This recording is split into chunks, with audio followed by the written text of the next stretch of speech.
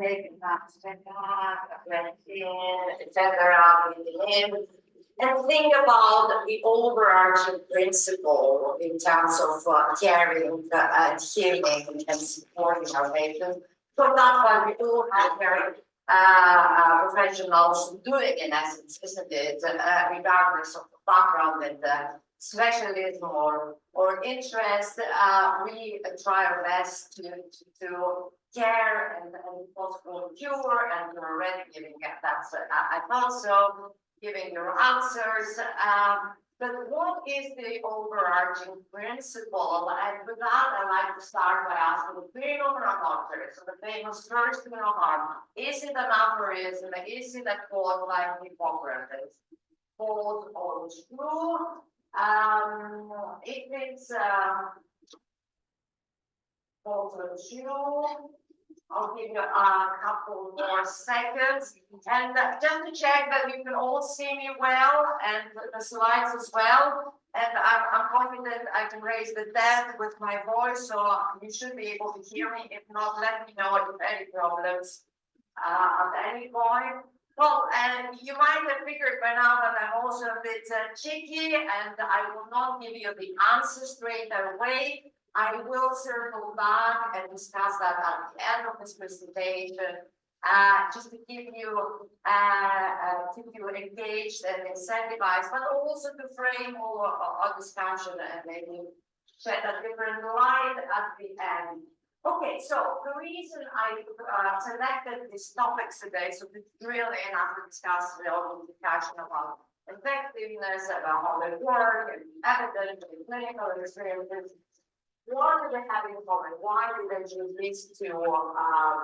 Well, first, because they're very common clinical challenges, especially as I said in our complex clinics. And silent problems. What do I mean by silent? Well, we are used with the problems, especially the side effects, the first harm, isn't it? To really be able to see them or easily measure, routinely measure. So either it's Parkinsonism, it's dyskinesia, it's weight gain. You can see all of that, isn't it? Or you can routinely measure glucose, blood pressure, lipids, etc. But it's very rarely that we, not very rarely, but not absolutely, we will measure prolactin. And it's even a rare that we poll questions, explore, or meet patients self-report sexual dysfunction symptoms. So they're common and they co-cure commonly. And I have there in the brackets a discrete but interrelated. So they can be a positive relationship there, so sexual dysfunction as part of as a symptom of hyperprolactin, but they can be also completely discrete from each other. Clinical communicate. Well, I did mention the silent part, but there is the stigma part, which I started my presentation this morning. So it's very, very difficult, and sometimes patients are ashamed, they're embarrassed. Clinicians are very uncomfortable, not confident, asking, exploring symptoms and experiences of hyperprolactinemia, or even more sexual dysfunction, or function, or sexual health in general. So there is an area which is definitely of great frequency and distinct need there. And it can be on the top of all of that, let's assume we discussed the assessed, we did our differential diagnosis. Still, given the established treatment and the complexity, as I said, we're dealing with most of our patients can be difficult to manage. So I would like to talk you through, or with you, discuss why does it happen, and this is all about dopamine, or are all antipsychotics and other medication equal? How to assess, what to do, and some practical tips and tricks along the lines. Okay, so well, the way I have organize the talk is I have subheadings starting with the whys, as I said, and usually there is a question leading that subsection. So thinking about hyperprolactin, sexual dysfunction, patients with schizophrenia, what do you think are they usually caused by? And of course, I would say shifty, but not as much always. You know, it's just to get people to relax and then attack again. But here it's a straightforward answer. The correct answer is green. Not to say that anyone else is wrong. It is can be antipsychotic related. It can be other psychotropic, it can be other medication, and it can be all the above and other condition. And the reason I have it there is because we will maybe spend a bit more time in antipsychotic-induced problems, but you have to keep in mind all of these factors, risk factors that either come in as a differential diagnosis option, so a different cause, or as an aggravating factor, as an additional factor you need to take into consideration by managing. Okay, very quickly, I want to talk about block dopamine, right? And this particular pathway to show the tuberous vestibular and neuron in the bottom, so it's a tuberous pathway that's affected here. So anything dopamine blockage, go through the same thing. I have a single pathway. Because it is simple, but at one level, I'll come to why in a second. So it's the brake. Remember, the dopamine is the brake for prolactin. So you block the dopamine, you increase the prolactin. That then can be asymptomatic in a lot of cases or most cases, and we'll discuss whether that's of importance and what we need or not need to do about that. But in some patients, there are clinical consequences. This could be because of the direct effect of prolactin on the tissues or the indirect through the gonadal hormones, so through estrogen and testosterone blocking. And you are very familiar, what's that line here about authority, fertility, sexual dysfunction, short term, long term, we say long term, but some of them are medium term. So weight gain, osteoporosis, really medium term. And of course, you must have heard about the signal with more population-based studies that it might be also related to higher risk of breast cancer, prostate, etc. And let's not forget about depression. Well, the reason I said it's not necessarily a simplistic, but it's a simple illustration is because prolactin is affected by a number of endogenous substances and neurotransmitters and external medication for that matter. So serotonin increases the prolactin, so SSRIs. TRH increases or hypothyroidism. The estrogens increase the prolactin, contraceptives, replacement. And again, on the other side, GABA or pencils or sodium valproate can reduce the prolactin level. So you can see that the ecosystem is very, very complicated. And usually a lot of these factors come into play with our patients. And thinking about antipsychotics first as a very, very common cause in our patient population, I did say about the comparative effectiveness of all antipsychotics. Very recent meta-analysis from the group that knows what they're doing, Lloyd and his team. They're one of the first really publishing this landmark, very informative pieces of work, and showing that all our medications doing better than placebo, as you know, the kind of similarly between them, so confident intervals overlaps there. So in terms of at the group level, because that doesn't necessarily translate to your individual patient who can do very well on one and not at all on another medication, but at the school level, there's very little to go by in choosing, but there's a lot to in terms of tolerability profiles and different tolerability signatures with different patients. And of course, adherence and perseverance and satisfaction with treatment is key to improve patient outcomes, and we all having more choices to be more mindful and more personalizing treatment choices to make there. And again, I'm sure you're very familiar with the different clusters of side effects with different medications, prolactin being, hyperprolactin being one of those. On the one hand, are the prolactin sparing symptom agents. Sometimes they reduce even lower than before, like the parchalactin, piprazole, pyrazine, lorazepam as well, the thyroid sparing, etc. At the other end, we know that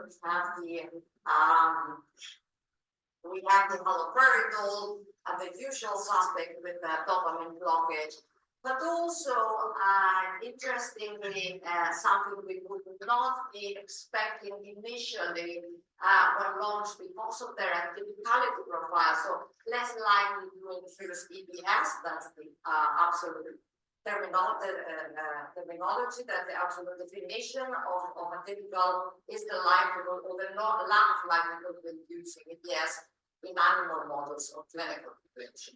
So we wouldn't expect that to be a problem for risperidone or sulfuride, but it is. Anyone knows why? Why they're more likely? Well, the reason is quite interesting. It's because that pathway, the hypothalamus pathway, sits outside the blood-brain barrier. And why is that important? Firstly, it's because you can easily, antipsychotics get easier there. So first blocking and more blocking than the striatal pathway. Secondly, is because of the lipophilic profile of risperidone and sulfuride. They don't so easily go across the barrier, so they have more time to spend outside. So blocking is more what they do. That explains the difference, which would not otherwise be explained, is what we know. Okay, so we know that continuum, and when we think about what blockage are we talking about, we have those beautiful studies. I could say beautiful, and I think it's professional, perverse kind of approach. I know that perversion, but who can help it? This great studies back in the early 2000s, the neuroimaging studies showing the level of blockage needed really to have the maximum therapeutic effect and the least side effects. That's how we know. The first studies were haloperidol, showing that 40 and 60 milligrams, which were used in the past, if you remember, were not at all required, and 5 milligrams does nicely the trick of that 65 to 70 something percentage of blockage. And here nicely by the poor study in first episode patients, showing that at mean average blockage of 72% of the D2 receptors, you have the most therapeutic effect, and then after that you start having hyperprolactin problems. You can see how nicely it's cut here. There are the exceptions, but there are either way, but there are exceptions. And you can see here women are likely to have been earlier and more higher levels because of the susceptibility of the estrogens. Yeah, there's already that environment which explains a lot of the susceptibility to hyperprolactin and all the other side effects as well in women. And the next one showing for EPS around 78%, so more room to play, and again a cleaner path here. And what does that mean? It means really very important finding. I mean, one obvious finding is that very few patients will improve further with higher if you want the dose of efficacy. So it's the majority is the soft, the sweet point, as I would say.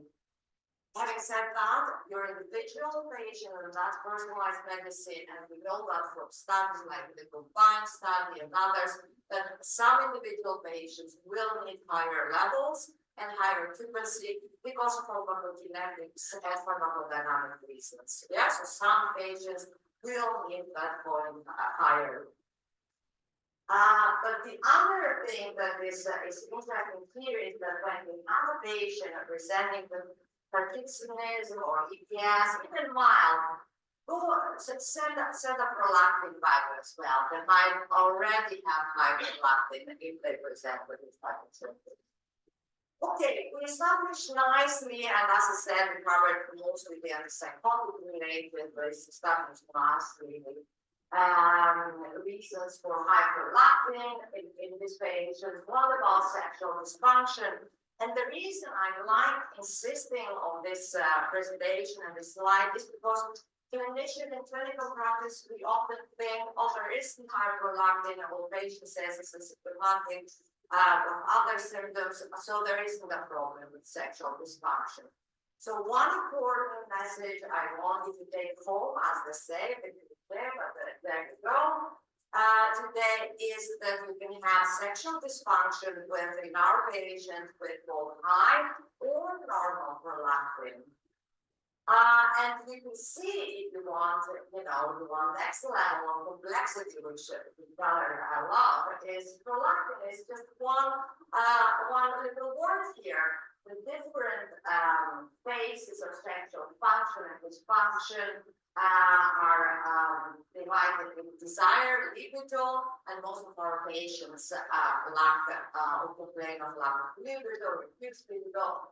There's excitement or erectile function, dysfunction, and orgasm, and you can see prolactin here affects dopamine, affects sexual function regardless of prolactin, and there's a number of other players coming into the picture which we need to take into consideration. And just to give you a list of examples of other mechanisms other than dopamine, you can have sedation, a lot of medication, clozapine. We disturb glucose metabolism, which is also common in our patients.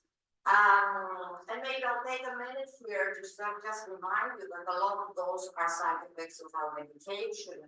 But our patient population already have some of these problems already higher rates of early on before they start any medication, any antipsychotic. So antipsychotic naive patients, first episode, young, the majority, you measure most things, a subgroup will have higher than the general population.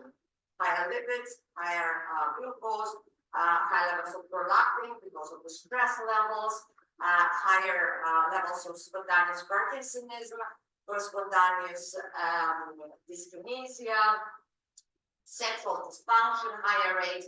Everything is already higher. Why is that important? Well, it's important because the baseline and understand the individual profile of your individual patient in order really to establish causality, but also factors coming in, not only biological, but micro factors, but also to establish the personalized, that's personalized medicine for us at this level, maybe in the future, which will be more sophisticated. We are not there yet, but there's a lot we can do because if you have a patient who has certain vulnerability or predisposition already, you will make a choice accordingly. So if someone has already spontaneous Parkinsonism, you don't go with a higher EPS type of choice. For example, starting with the disasters, but it's an important point to make. I'll come back. I'll roll back during management in highlight. Okay, so a big parenthesis here. Central and peripheral antagonism of the adrenergic system, etc., etc. So I hope I did make a convincing case of how much you need to take into consideration when assessing. Antipsychotic inclusion, antipsychotics now specifically are more likely. So we know that the same that goes hyperprolactin. So if it's white hyperprolactin, then it's pretty much the same disposition. But here a nice, I won't say wonderful, again, a nice systematic analysis of psoriatic placer in 2011, looking at different antipsychotics. You can see clozapine, very difficult with EPS, but antipsychotic, but because of the sedation, because of the other multiple actions, etc. This said, arbutinol, arsprazole, our partial agonist, and that's total sexual dysfunction. If you start on taking different phases like desire, you see clozapine, more likely to go. This side is more consistent. Arousal for variable is worse, and is variable, etc., etc. And to add the newer medication we have, how do they do in terms of prolactin and sexual dysfunction? Actually, they do very, very nicely. So you have the most prescribing guidelines here. Partial agonists are aripiprazole and cariprazine, and lurasidone being an antagonist, so don't want to antagonist really, but it must be at the very border of partial agonist. It behaves tolerability-wise very much like a partial agonist. All of them spare prolactin, and they usually improve prolactin on counter that and sexual dysfunction. So much so that some cases of hypersexuality have been reported with aripiprazole, mescal with cariprazine, which here is not a nice problem. You have to have either. Okay, well, we covered the antipsychotics and how they cause sexual dysfunction. What did I say? It's one level is never enough. What other causes of sexual dysfunction are there in psychosis we will need to think about when we do our differential diagnosis and assessments and evaluations? Well, I'm afraid it's a very long list. I did hint that there are higher rates in psychosis in general. You can see positive and negative symptoms. Obviously, if you feel that you're under threat or on the go, it's very unlikely that you will have that libido that will enable that interaction. Or the negative symptoms is exactly all about the lack of, it's a negative prefix, isn't it? Allergy, etc., etc. Medication of only antipsychotics, others like SSRIs, or as I said, commonly co-prescribed in our patients. Comorbidity, substance abuse, physical illness, again, super common frequent in our patient population. Physical illness, alcohol, diabetes, obesity, and last but not least, social isolation, stigma, self-esteem. I mean, how can you have that kind of, even if you have that the initial desire, that all interaction, and I keep saying that, well, I did say it one of the times, so I'm allowed to repeat. I mean, the contemporary, the youngsters don't need the initial stages of learning and to excessive use. But it's very much needed. So lack of self-esteem and social isolation. If you put humans and primates in isolation, the effects are imminent. The loss of sexual energy, that interest, the depression, etc. Okay, I hope I very much convinced you again of how not easy our life and our professional lives are. And here a nice piece of work looking at different psychotropics, because I mentioned it's not only antipsychotics.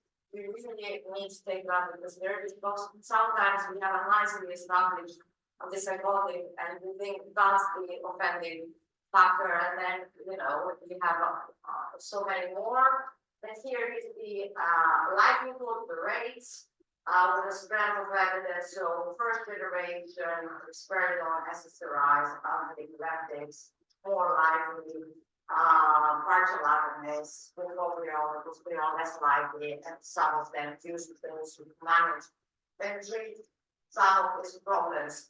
So your time to shine again. Don't disappoint me. You've done so well. Which of the below is correct? And once you're nicely voting, men rarely experience hyperprolactin levels. Women rarely experience sexual dysfunction. Neither 100%. I'm waiting for that one person out. You know, call out. You know, who is this? Who said it out? Who said that? Okay, that's why I'm checking initially, because then, you know, I confuse people. That's a rhetoric question. It's obviously neither.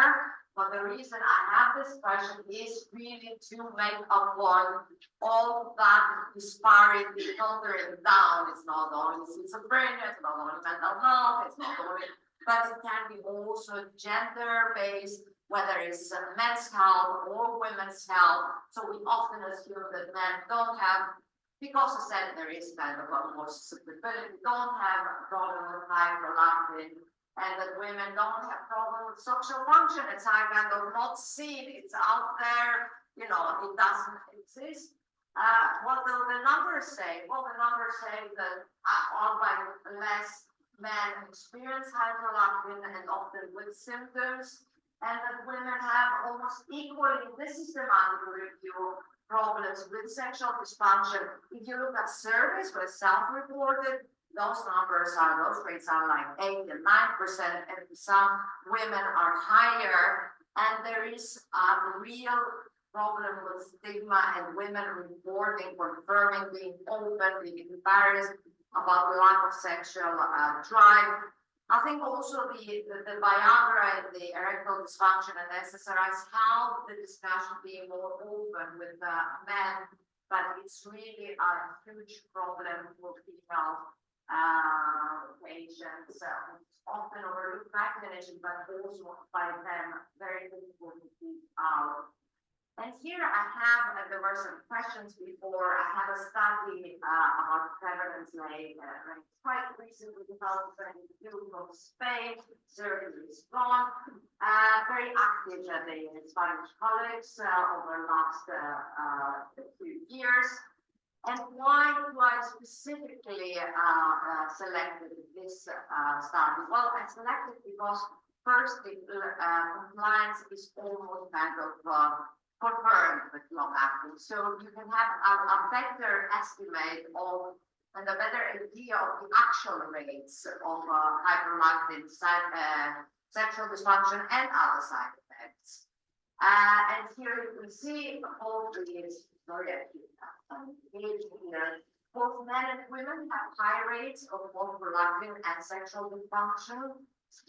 So if that's, the rates are like this here, you know, it would be even more with oral medication if we knew that we established compliance unless you take blood levels. For partial compliance, it's also a common problem with oral medication. So one point is to make the case of the high rates present, and the second point is to remember to tell you that most side effects or long actings are the same or even less with long actings compared to oral. Why is that? Well, it's a simple explanation. I keep saying that the dopamine pathway likes stability. So it doesn't like this spikes and peaks and oral medication, so the blood levels, even the static low, or the missed doses, stopping, discontinuing, restarting. or misdoses during the day. So the more continuity we give, the more intermittent, the more balance within a best system, within the receptor occupancy, the more it's happy, the better therapeutic outcomes, the less tolerability issues. And there are studies that show, compare the different long-acting with orals, the majority show better, so lower rates, better tolerability with longer acting. And I like always giving the example, maybe because also of my background of tardive dyskinesia. We have tardive dyskinesia with dopamine blockers and similar dyskinesias with L-dopa in Parkinson's disease. So it's not about quantity, it's not giving a lot or giving a little, it's about moderation. It's all about the harmony, the regulation, not dysregulating the system, rather than down-regulating that relation. So the final pathway leads to the same, very same point with either way of disrupting the dopamine pathway. Okay, I'll pick up any questions if you have asked during the session, but and that's again recording so well, so we have hyperprolactinemia, but I think the implications are very significant and from an obvious lack of sexual intimate relationship, and we keep talking about normalizing life, improving quality of life, increasing or restoring the level of function. Well, without intimate and sexual life, there isn't much of such a thing, is there? So we need to be more ambitious for our vision.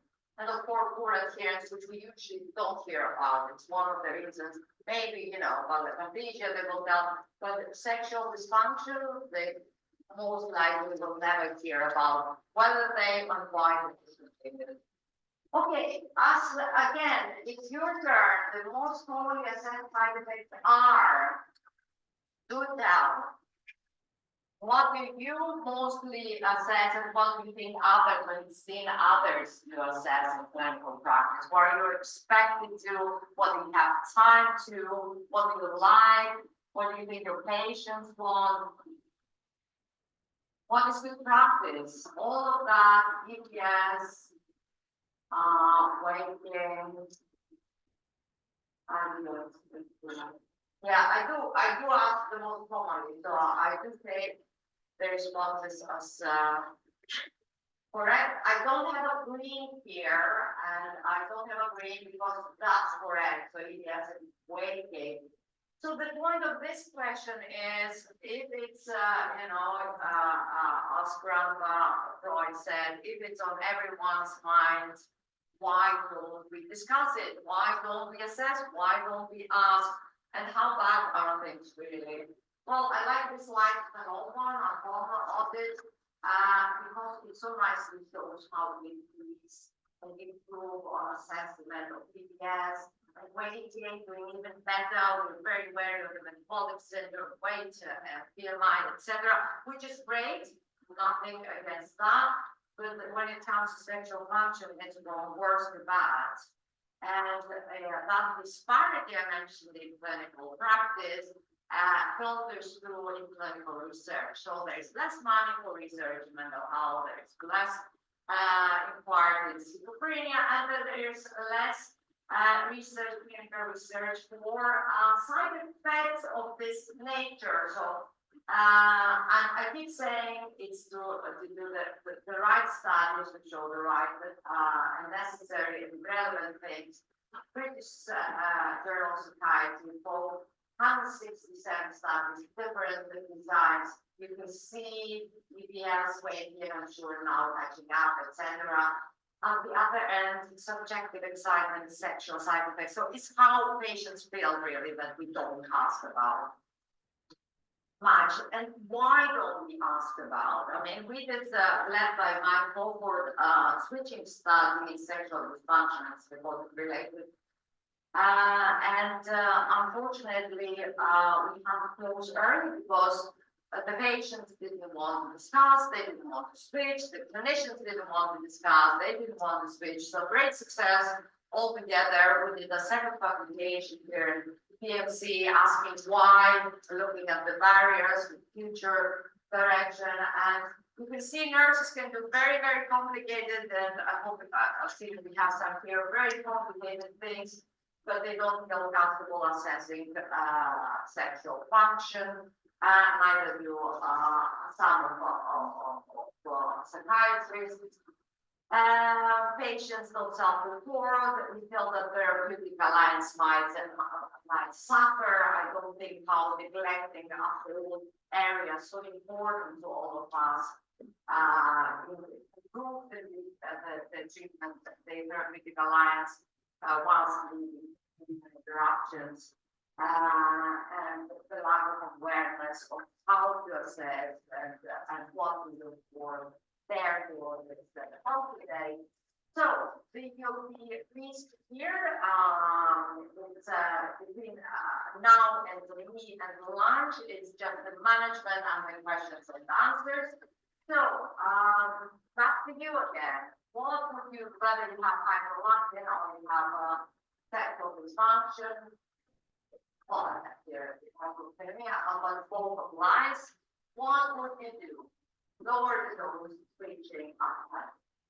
So whilst you're choosing, obviously when you have less therapeutic effect, you would do the reverse. You would increase the dose, try higher dose, make sure that it's covered your pharmacokinetic versus resistant, the pharmacodynamics, and then we'll consider augmental switching depending on. So you have a problem, you would lower the dose, you would switch or augment. Again, there is no gray, there is no right answer. It all depends on the patient, on the agent, on the urgency, on preference, etc., etc.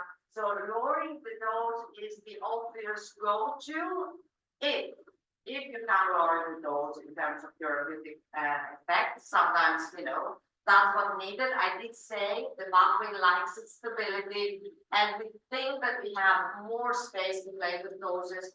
Studies showed, and the clinical experience showed that therapeutic window is narrow for most patients. If you go behind and below that, they will often experience symptoms. So going low might not be an option. It might not resolve the problem either, even if it is. So you need to think about augmentation and switching. So if you were to augment or switch then, what would you go for? What is your best or usual management strategy? Is it aripiprazole, amisulpride, cariprazine, carbamazepine, this combination of numbers? Yeah, I usually get aripiprazole the majority, and if I get amisulpride here, I do pull them out again. I say, who was that? I spent 5 minutes explaining why it's one of the main suspects. So you have to pay attention. There is no other choice here. Aripiprazole 95% represent. Okay. So 1, 3, and 4 is correct in terms of accurate, correct? I know I asked best. So all of these other non-result correct. Homocysteine and dopamine agonists used back in the day. We have 4 options, easier options today. And aripiprazole is a very easy to go to partial agonist. So either you augment 5 milligrams or a low dose pyrazine, prolactin drops immediately. So prolactin has a nice thing that it might go high, but when you stop the antipsychotic, or if you augment the very immediately drops. If you then ask me about cariprazine, like your other colleagues asked me in the previous sessions, I will appreciate it very much, and expand more because the chair is very strict with us in time management. It's because he talks about ADHD for lots of trauma the time there. So very quickly, I want to spend more time in the management of sexual dysfunction. Very quickly, your management plan for hyperprolactinemia, 2-3 points highlights here, which I want you to take home again. with you. Firstly, baseline. You start, you initiate, you change, you switch, you increase those baseline. I've seen so many patients going to the endocrinologist for the differential diagnosis. You have a baseline, you would know it's, the medication you just prescribed. First, and then you know what to do also with the monitoring, the dosing, etc. If it's asymptomatic, what would you do? Well, one consideration asterisk there, sometimes it's not hyperprolactinemia, so you have to check the whether they have control for that. They don't say that. Because the macroprolactinemia is pseudoprolactinemia. It's big particles that give the impression that it's higher, but it's inactive, so nothing to worry about.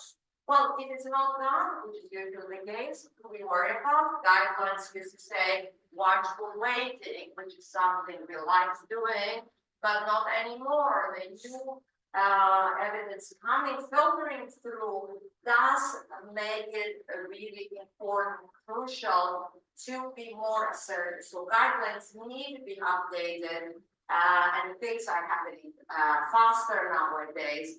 And the recommendation is now the better approach, especially patients with risk factors. You should rather do something rather than not do something. And if there is then a high prolactin, asymptomatic prolactin, sometimes you need to be mindful about the kind of causes, and for concurrence is also an issue. We can't be relaxing ever. But usually one of these tactics that we just discussed will be the train, small dose recommendations, switching to, etc., etc. As we discovered, always nice to replace when needed for overall the balance of to have the best outcome.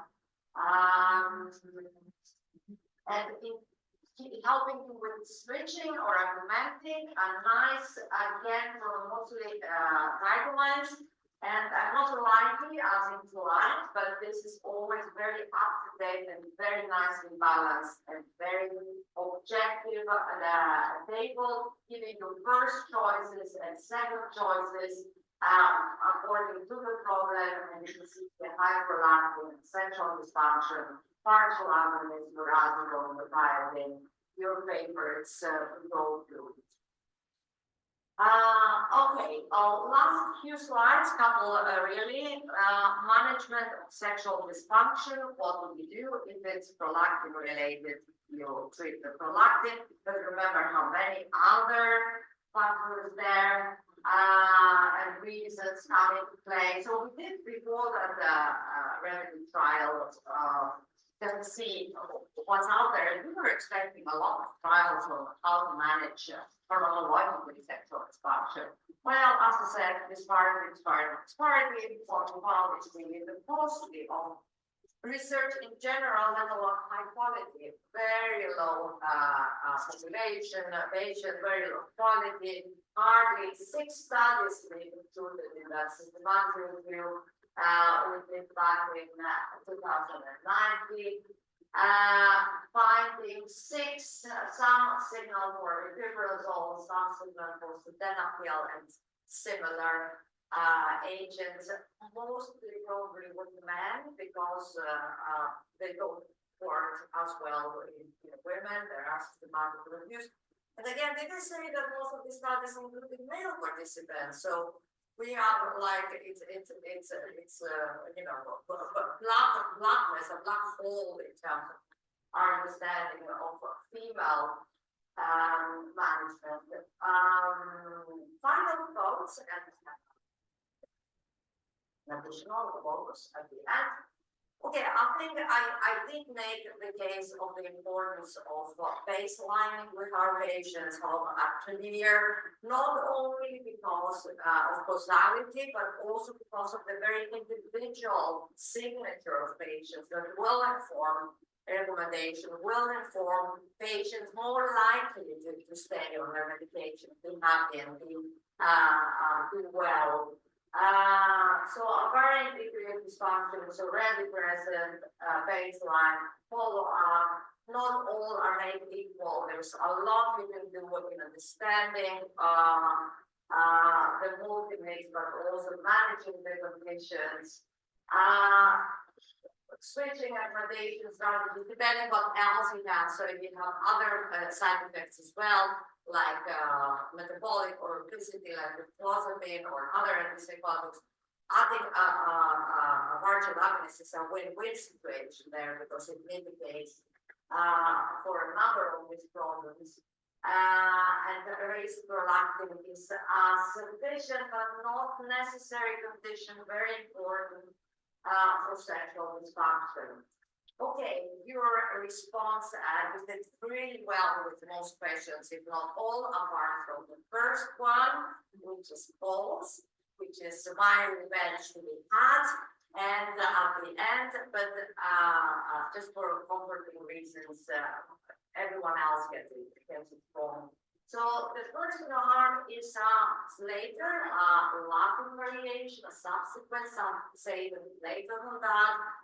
For my taste, focusing a bit too much on the risk management and the risk aversion. The original is to do good or to do no harm of related to Latin there in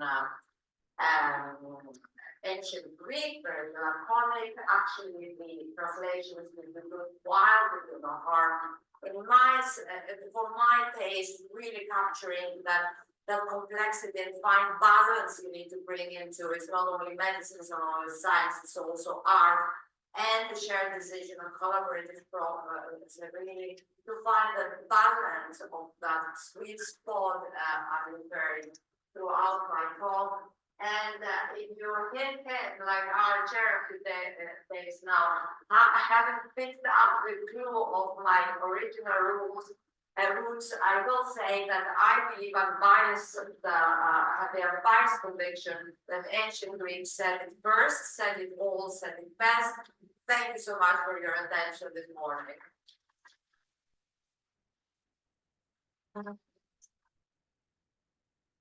Thank you. It's a bit of a confusing.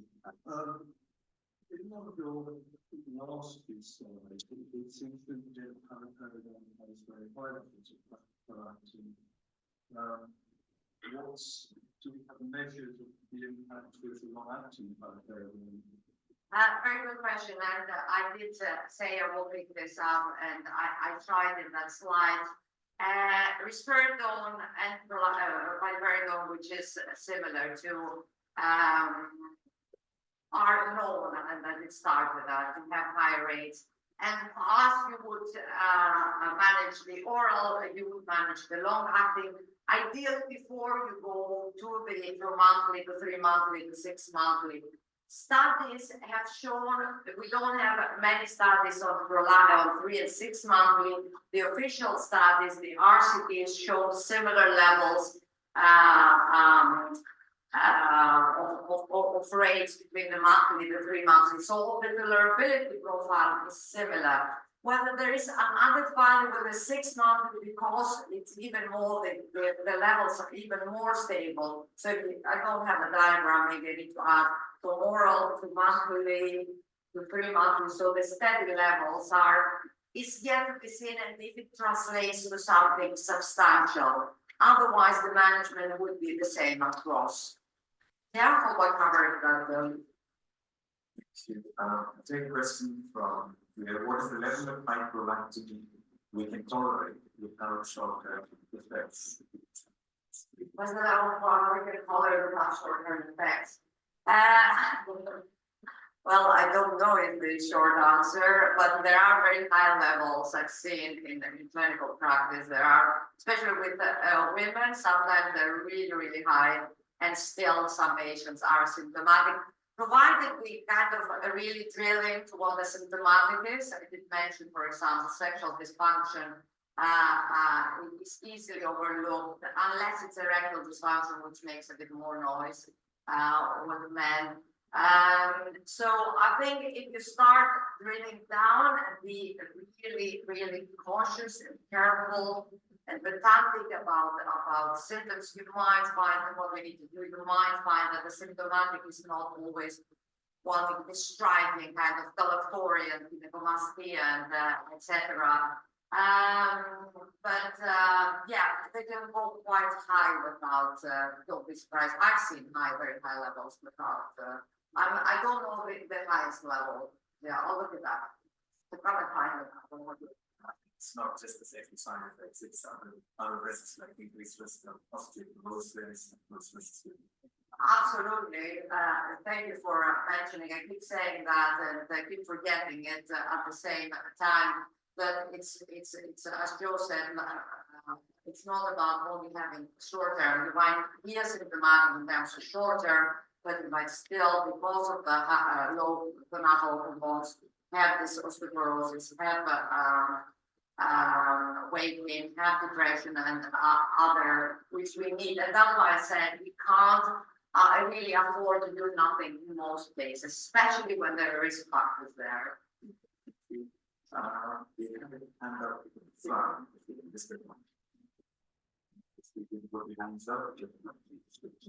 Thank you.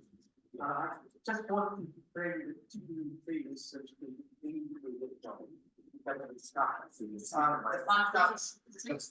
the fact that obviously the previous speakers highlighted the need for communication and good communication with the patient in order to improve adherence. Also the fact that we're not going to collaborative approach, thinking in terms of explaining what it is, all the science, including sexual and otherwise, and then trying to convince the patient that the drugs we administer are best for them. How do No, but it's easy. I mean, they didn't warn us either when we got into the business, but you're absolutely right. And that's my point, that it's a lot to hold and share and do something about, and really genuinely bring the patient into the discussion and decision making. But I think there is a way to do that. So someone asked me yesterday, what do you do when this side effect? Say what I do additionally is I warn patients. So when I start something, when we start something, I will also start having that discussion. You might have that, you might experience, I mean, most don't, might experience that, which then we can do that about. You might have some restlessness of aphasia, which you can reduce the dose without asking me, and then we can decide what. And it's so much better if patients are warned, because if you have an aphasia, you actually experience it from a different agent, and said it's so bad. So if they don't want and experience that, you will never get them back to having So that's one area, the tolerability, which we can bring peer supporters and peer experience and nurses and physical clinics. I had a wonderful 2 nurses doing physical health clinic yesterday. My God, they were superb. I said, just come with me. And then also use all the evidence to modernize the discussion. We can't be internalizing the stigma of using long-acting treatments, the evidence, and longer. The evidence is substantial there. We can't just wait. It's not a choice for us to make for the patient. Oh, it's stigmatizing. Or we'll discuss the trajectory of that stability. If it was in other specialties, they would celebrate having a 6-month before chronic disease. If it was us having that chronic disease, we wouldn't want 3 tablets a day. We wouldn't want 2 shots and out of it and never see us again. See the psychologist, see the OT, see the whoever, the friend. I hope I covered a very complex. I think you have, in a way, covered. I think it's convincing ourselves as clinicians the fact that it's 6 monthly or a longer. I think we use the word not just long acting, but longer acting. If you're able to convince our population. Well, if you start them on, because I've used it myself. I mean, I could have done a lot of studies and publications, but I do have used it myself. So it's all theoretical only. If the transition from monthly to 3 monthly, I think for clinicians and patients, where a bit uncomfortable because we didn't know all the transition that distance from oral to even weekly demo is longer, in terms of how it works. That was a bit uncomfortable, but the experience for both clinicians and patients was so good. The 6 monthly, I didn't have the 10-second discussion. They were coming, is that 6 monthly here? And that's not to say it's for everyone. That's why we have choices. Some patients didn't want this, and 3 monthly is perfect for me. Some want a monthly, some are very keen, they're very happy. I do have some reference studies actually on our patient independent from the company. They're not with me, come to the Royal College of Psychiatrists to the dinner, they will advertise, I will explain and explore all of that evidence with you. Thank you. Thank you. So the key take-home message is psychoeducation. We want to inform our patients. I think modernize the discussion. Yeah, and weighing up the balance between efficacy and tolerability. More patients may prefer that. And not project the kind of biases that we have, that our patients might have, etc. So our responsibility and we're accountable to our is really to present the evidence-based. I'll take a question from the slide here. Please comment on the effect of antipsychotics on male fertility and sleep habit.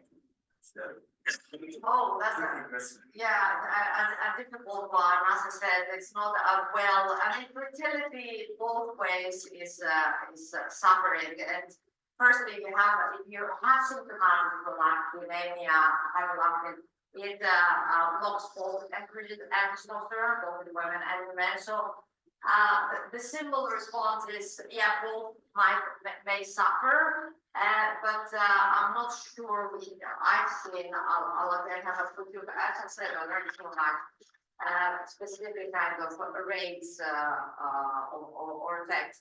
But definitely it does affect because it blocks the gonadal hormones. Although the quantity and quality of the sperm is hard to infer because it's dropping significantly in the Western world for a number of reasons. So it's a difficult causality kind of effect. Thank you for the very informative presentation. I wrote in the ICCL for success is when we have a lot of long-stay patients, so hyperprolactinemia is a very common problem we deal with. And at times we have patients on a combination of 2 different antipsychotic injections as well. Although that's not very common, I have to say. So when we're using aripiprazole as an augmentation for hyperprolactinemia, we are asked to stick to just 5 mg of aripiprazole and not a higher dose. And I was just wondering, is there any mileage in going up to a higher dose, or that just compounds the picture? That's actually a very good question. Very good question. And actually, having 2 injections is not that rare for services, and they don't have clozapine in that injection and some on the top sort of coverage. So you can see already it's becoming, whatever reasons become more complicated. However, to your point, usually 5 milligrams is very potent, aripiprazole. It has a high affinity. So 5 milligrams usually does the trick, but with everything, it doesn't. You need to go to 10. So I have used 10 at times. Beyond that, I see little value too. And one thing with aripiprazole, so many advantages, but the dosing and it's not dose dependent. It's really, especially with combining, it's really beyond a certain point or below a certain point. It's really a mystery. Cariprazine on the, I know you didn't ask, I'm disappointed. And cariprazine on the contrary is very nicely dose dependent. So you can start with 1.5, go up to 3 milligrams. Why do I favor cariprazine apart from the cost? Is because it has now also the D3 affinity. It has higher than D2. It has the highest across all antipsychotics, plus its metabolite, and it has a higher affinity than the endogenous dopamine. So it nicely covers mitigates for a lot, of side effects, so basically metabolic syndrome, prolactin, sexual dysfunction, and might help with negative symptoms. And there's evidence in animal models, clinical population coming up about substance misuse. Especially with clozapine, very interesting combination because neither really to all other the main vehicle, so might be nicely complemented. So thank you.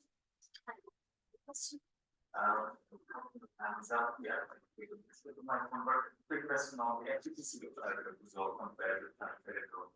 We're discussing that. Oh, who asked that? It's a good reason I'm asking. You can have forward. Is it the long acting or the orals or both you're asking? I'll take it as both. Well, it's a very good question about a partial agonist, a typical partial agonist, and a typical dopamine antagonist. And really, I mean, the whatever studies, either RCTs and head-to-head or real-world evidence we have, it's of a similar effectiveness. I think there is the differences, and I was involved in over the Yoga study where that's a comparison. I'm working, well, it was oral long-acting, those two medications. Working on the same study, comparing exactly that oral and long-acting because of the paliperidone. So the differences may be as follows: a bit better perseverance with paliperidone, a bit better tolerability profile with aripiprazole, so starting less likely to start with what we call tolerability with aripiprazole, less likely to start with for effectiveness of the paliperidone. More likely to be used in more severe chronic populations, the paliperidone more likely to be used transdiagnostically. You have comorbidities, which is effective or bipolar psychosis. You remember the open license and license prescribing, which we're suffering from, doing a lot of things which are not reflected in the license or the guidelines. It's off-label prescribing, but I think the good news is that when we look at long-acting aripiprazole, that's really well in certain populations. So that initial myth that it's not as effective, especially if you start early, where treatment-resistant hasn't kicked off as much, is more promising. Yeah, I hope. Then you can submit this comment. Yeah, I can do that all day. Thank you very much for the presentation. I think having appreciated the community visualize the thing, but the productive level is gradually improving.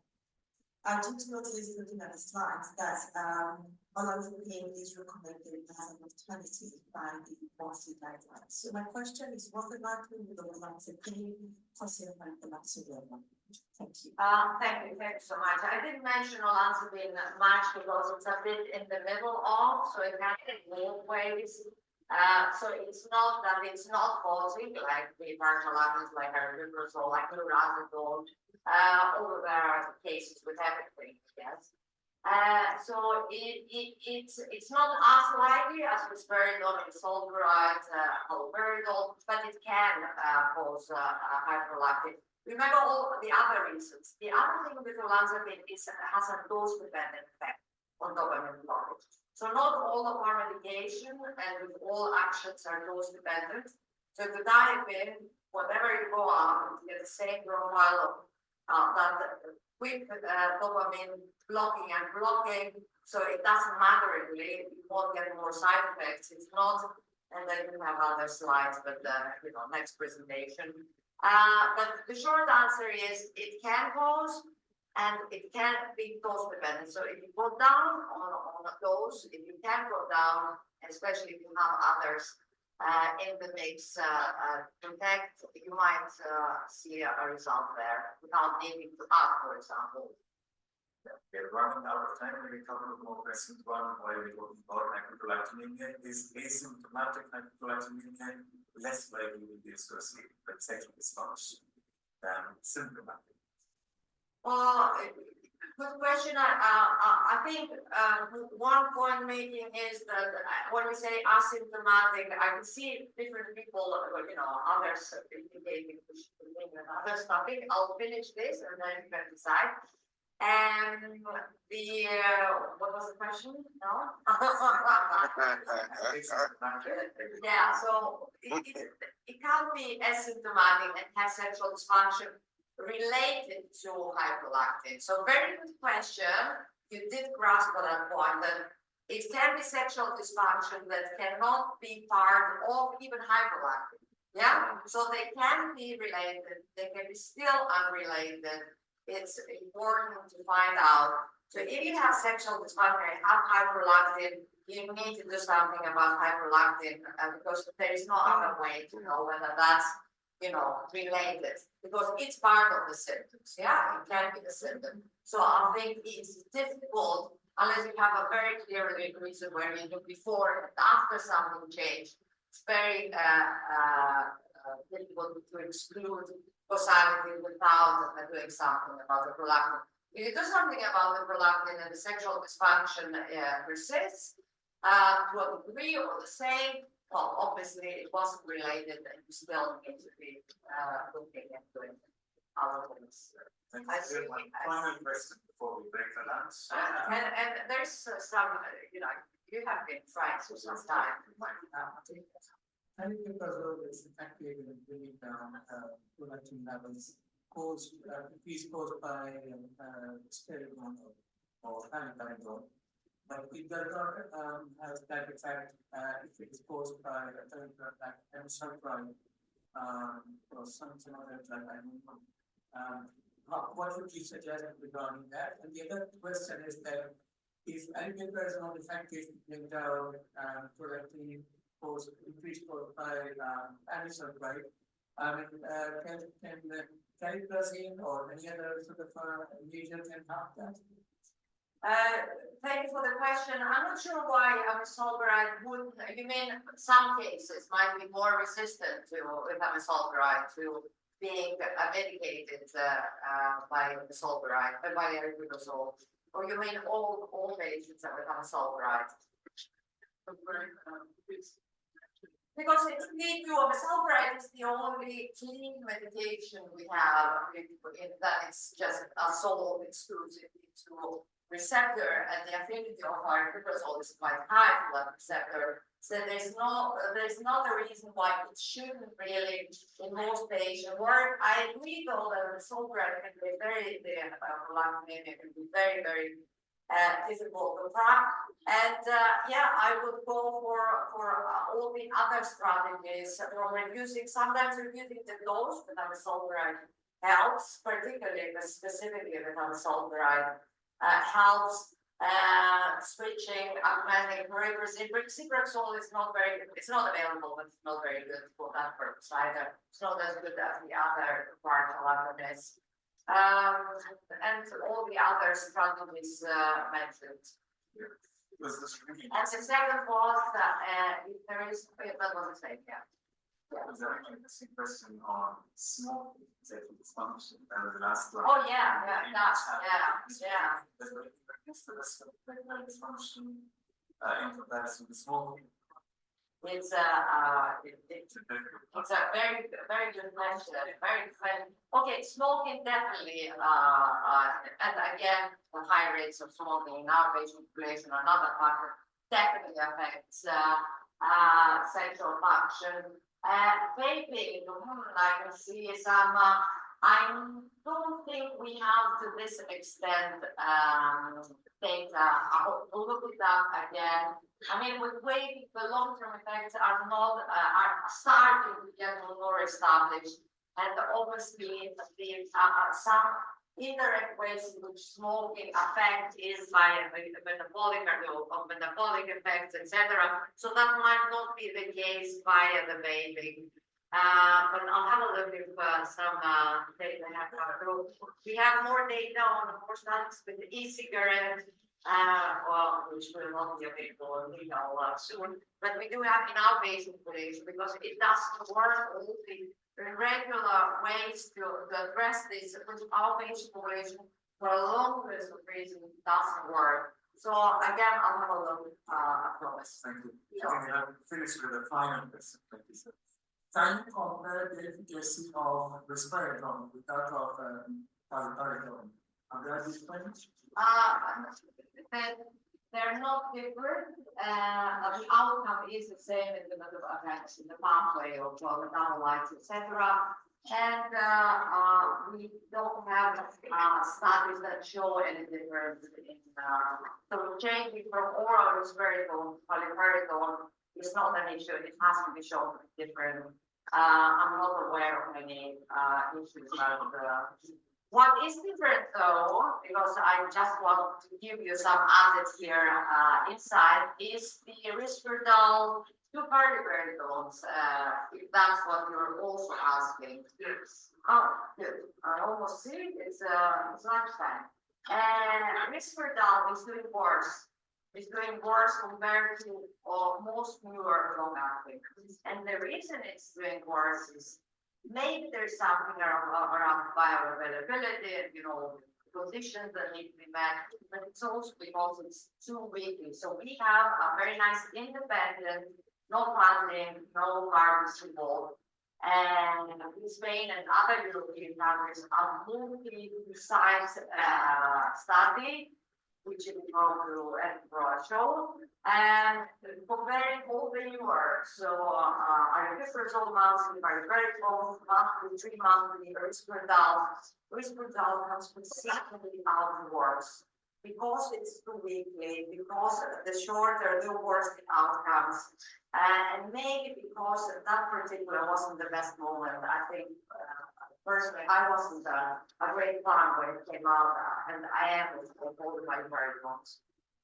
So I didn't think it did justice the effectiveness we were used to from oral risperidone. The risperidone specifically didn't do quite as much justice, whereas the paliperidone do. Thank you. Thanks so much, Sophia, for taking all the questions on the floor and on the chat. Well, thank you so much for asking. I'm sure you're going